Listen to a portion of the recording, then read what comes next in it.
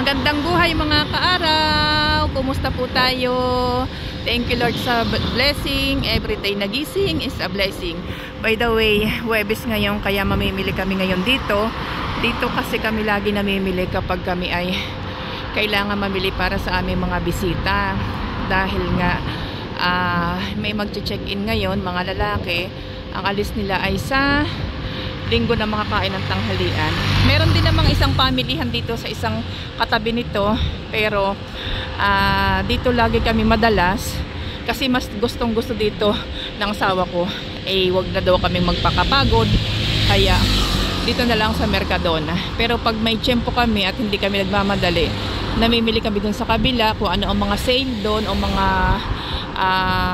magagandang klase ng mga prutas or gulay.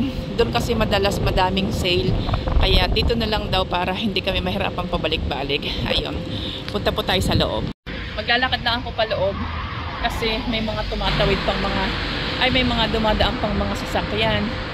Ngayon iintayin ko munang walang dumaan sasakyan para makatawid tayo dun sa kabila at makapasok tayo sa loob. Kuha muna tayo ng ating paglalagyan ng ating pamimilhin kasi nga mahirap magbit-bit. Ayun, pasok na ako dito sa loob kasi nga kailangan ko mamili ng dahan-dahan. Bali dalawang ganitong karo ang aming kukunin ng aking asawa kasi para kami ay hindi magmadali or hindi mapuno kaagad ang isa. Kaya ang gagawin namin, tig-isa na kami. Kukuha siya ng para sa mga menu niya na lulutuin, tapos ako naman yung mga panghimagas ganyan. Katulad nito, mandarin o mandarina. Kukuha ako nito pero ang mahal ng kilo niya.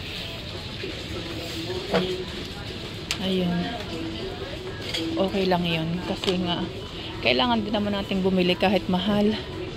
Ayun, napakagaganda naman. Dito naman ako pipili ng konting pang dagdag sa aking panghimagas. Kaya lang sobrang mahal talaga. 251. Pero tingnan natin mamaya-maya. Tapos tingin ako ng mga pangluto naming gulay. Uy, sobrang mahal talaga. No choice naman talaga tayo dahil kailangan namin bumili.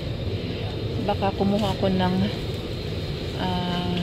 igugulay namin. Medyo magaganda yung talong, medyo maliliit. Yan, napili na din ang asawa ko ng kanyang mga lulutuin para sa kanyang menu. Kaya kami ay utay-utay na namimili. Yung pang guarnition mo lang.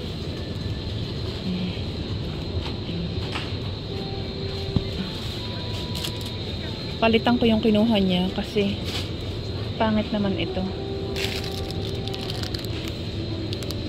Ang gusto ko sana yung isa, ito.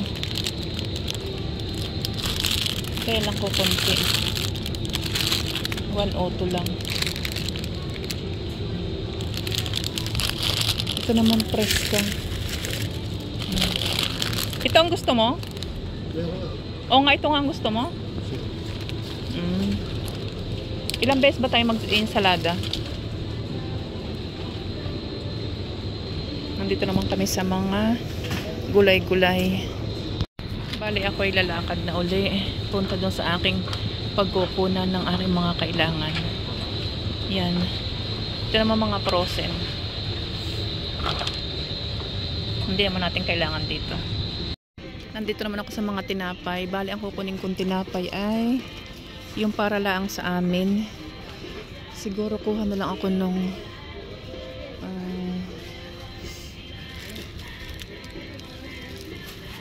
yung para sa amin, dalawa na lang kasi nga madami pa naman akong stock doon. Kuha na lang ako ng isa nito. Ayan. Tapos dami pa akong stock nito doon. Dito naman ako sa mga kulakaw, algo na pwedeng ipang merienda or sa umagahan namin or nila.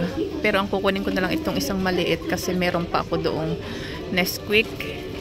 Ito lang ay kasi may mga pari na hindi umiinom ng kape. Ito ang hinihingi. Kaya may pampalit tayo. Tapos kape. Kuha ako ng kape. Meron ako nito. Tig-isang descafeinado. Itong ayun. Tapos yung malalaki ang kukunin ko para sa Biyernes ng umaga, Sabado ng umaga at Linggo ng umaga. Nandito naman tayo sa mga karne. Bale, kukuha rin kami ng pangsarili namin. Kasi lagi na lang kaming manok ng manok. Nakakasawa na. Pero kunti lang naman ang aming kukunin. Kasi nga yung iba na lang ang aking kukunin. Pero para sa mga bisita namin, tawagan kong asawa ko kung ano ang kukunin niya. Ayan. Madaming mga karne dito. Medyo mababa ang presyo ng iba, kaya yung mababa ang presyo ang ating kukunin. Katulad nito. Bumaba ang price niya. Nandito naman ako sa mga gatas, kaya lang hahanapin ko yung medyo mababa pa rin ang price. Ngayon, Calcio Entera. Yung calcio ay para sa mga buto, pero ang price niya ay gayon din, mas mahal. Ito, sinlactosa. Tapos yun na lang kukunin ko. Yung Entera na Entera. Ito na lang kulay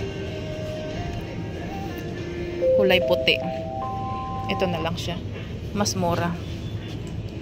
Ayun.